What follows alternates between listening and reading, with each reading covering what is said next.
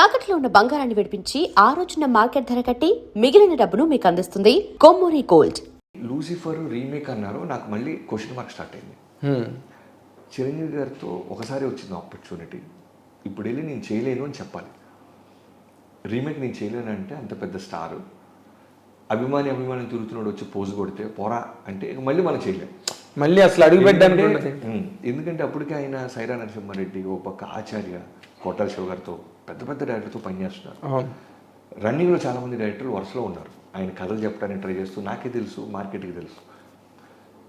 ఏంట్రా బాబు ఈ కన్ఫ్యూజన్ అని 2 days నరకం అనిపించాను. తర్వాత మా వాళ్ళందరూ నీ మనసుకి ఏది అనిపిస్తే చెయ్యి, రేపు పొద్దున మళ్ళీ మనల్ని బ్లేమ్ చేయకు, నీకు అనిపిస్తే చెయ్యి, హానెస్టీగా చెప్పేసి ఏమవుద్ది అని ఇంకా ఫైనల్గా ఫిక్స్ అయ్యి 2 days తర్వాత చిరంజీవి గారి ఇంటికి వెళ్ళాను.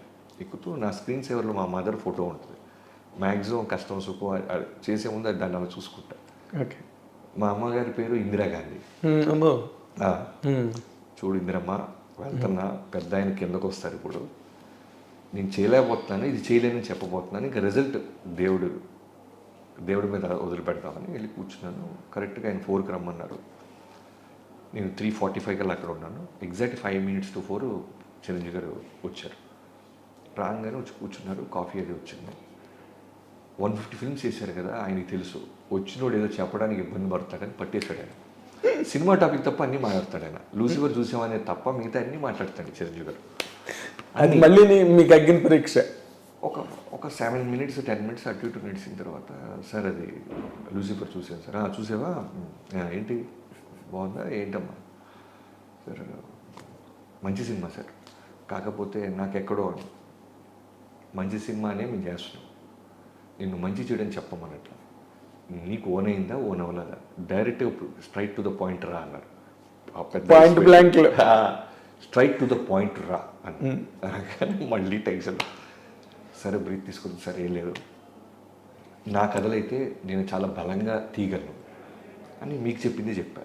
సర్దార్ గబ్బర్ సింగ్ ఇష్యూలో నేను స్ట్రాంగ్గా హిట్ కొట్టలేకపోయాను స్క్రీన్ మీద, నా కథ కాకపోవటం వల్ల.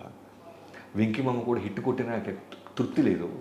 ఒక వెంకటేష్ గారు, నాగ చైతన్య మీద హిట్ అనే పేరేంటి, భారీగా రీసౌండ్ రావాలి కదా, పైగా జైలుకి వస్తే తర్వాత చేస్తున్నాను కదా నేను. సో అక్కడ నాకు అర్థమైంది సార్, ఇంకోళ్ళ ఇంటిని నేను మాడిఫై చేయలేను సార్. మేబీ ఆ చేసే వస్తుందేమో కొన్నాళ్ళకి మెచ్యూరిటీ, నాకు ప్రస్తుతానికి తెలియదు sir, to be honest with you.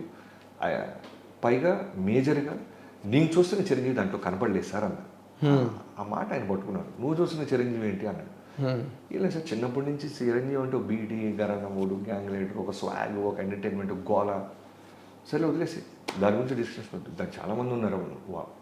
నీకు ఊరికే రైటరు కదా, నువ్వు ఏదైనా ఓన్ చేసుకుంటావు అని అడిగాను తప్ప, నాకు చాలామంది ఉన్నారులే బాబీ, దాని గురించి వదిలేసి అన్నారు. అనేసి తర్వాత అన్నీ ఏంటి ఇంకా అర్థమైంది, ఇక లేదు మన చిరంజీవి గారితో మనతో ఏం చేయడానికి ఫిక్స్ అయిపోయాడు.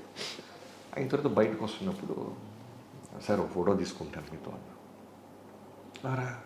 ఫోటో తీసుకుంటూ, మీ నాన్నగారికి చెప్పు, ఇలా సినిమా వస్తే నేను చూస్తున్న చిరంజీవి లేడు అన్నావు అని అన్న తర్వాత, ఇంతకు నువ్వు చూస్తున్న చిరంజీవి ఏంటయ్యా, ఏం చెప్తుంటాడు అతను, నువ్వు చూస్తున్న చిరంజీవి ఎప్పుడు చెప్తావా కదా అన్నారు. అది ఆయన గొప్పతనం. జనరల్గా నేనైతే ఇప్పుడున్న చిన్నపాటి స్థాయిలోనే ఎవరికైనా ఒక అవకాశం ఇస్తే వాడు గంతులేస్తాడు అనుకుంటే, వాడికి అవకాశం ఇచ్చిన తర్వాత, మీరు ఇచ్చిన అవకాశం నాకు నచ్చలేదు, నేను ఇంకొక ఆపర్చునిటీతో వస్తాను అంటే, నేను ఇమీడియట్గా వాటితో ఇంత ఎర్లీగా అయితే వాడికి నేను అవకాశం ఇవ్వను. 100%. కనీసం ఒక 6 నెలలు, కనీసం మనిషిగా మనకి ఎక్కడో చిన్న ఈగోస్ ఉంటాయి, కోపాలు ఉంటాయి, ఓ నెల 2 నెలలు పుష్ చేస్తామండి.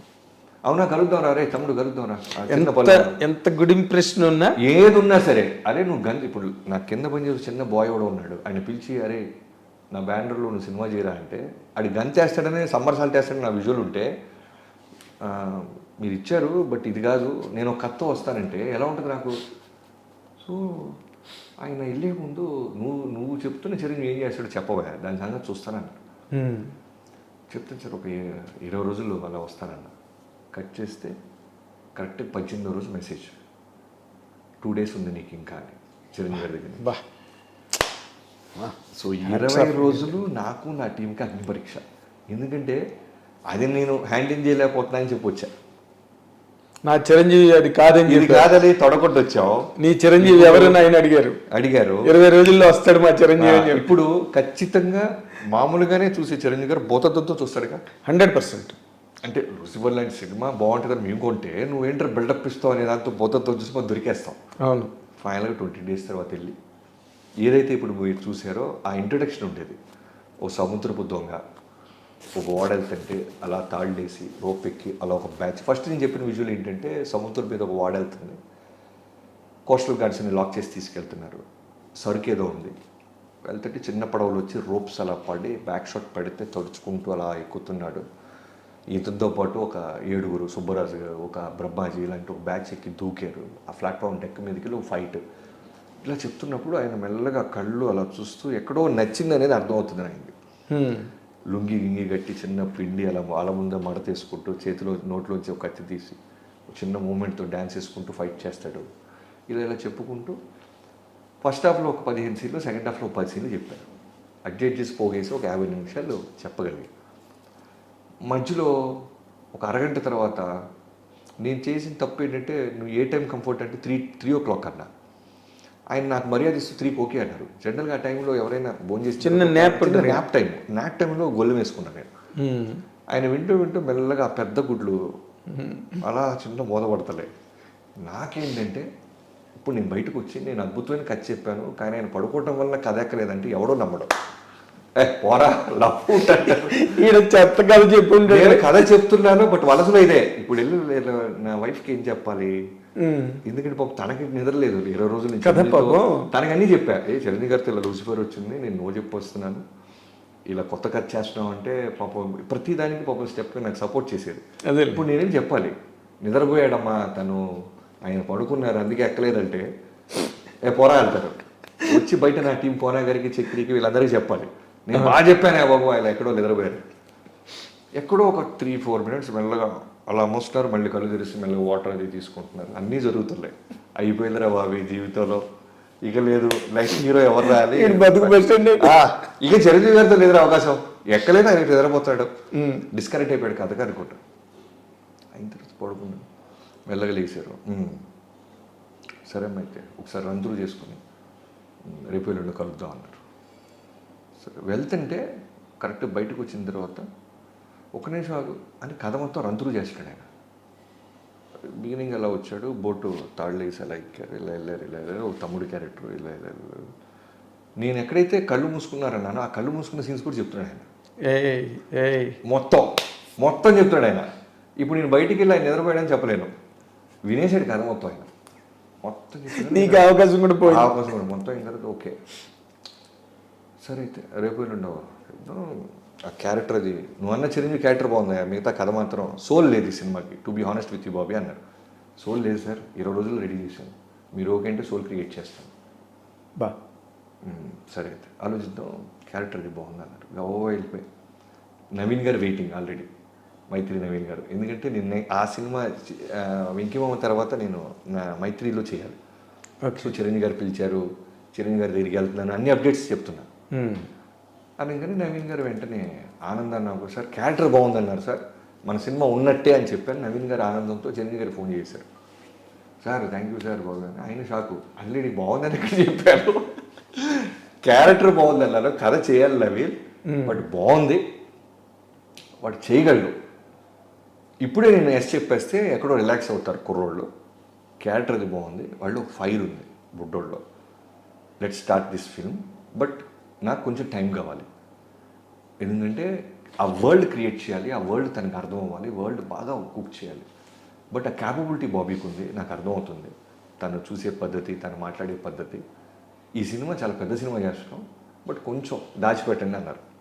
నవీన్ గారు పాపం బోలా లాగా చెప్పేశారు, సార్ ఆయన సినిమా చేస్తాడు సార్. ఇంకా అక్కడి నుంచి కాన్ఫిడెన్స్ అలా వాళ్ళు తిరిగి వేరే స్టార్ట్ అవ్వడం జరిగింది. అక్కడి నుంచి ఎన్నో సిట్టింగ్స్, ఎన్నో. సోల్ క్రియేట్ అవ్వడానికి ఎన్నాళ్ళు పట్టింది? సోల్ క్రియేట్ అవ్వడానికి ఒక ఫస్ట్ సోల్ క్రియేట్ అవ్వడానికి అయితే ఒక 1.5 months to 2 months పట్టింది. పట్టంగానే లాక్డౌన్ అన్నారు, లాక్డౌన్ కోవిడ్ ఇళ్లలోంచి బయటికి రాకూడదు అన్నారు. అక్కడ స్క్రిప్ట్ లాగైంది, ఇక్కడ లాక్డౌన్ అయింది. సో ఇంట్లో కూర్చొని ఒక్కడిని ఎటు వెళ్ళలేము, ఆ సినిమాలు ఈ సినిమాలు చూస్తున్నామండి. పూరి గారితో ఆయన షేర్ చేస్తూ ఉండేవాళ్ళు ఈ సిరీస్ బాగున్నాయి బాబీ అని అన్ని మాట్లాడుతుంటే కొత్త కథ రాద్దాం.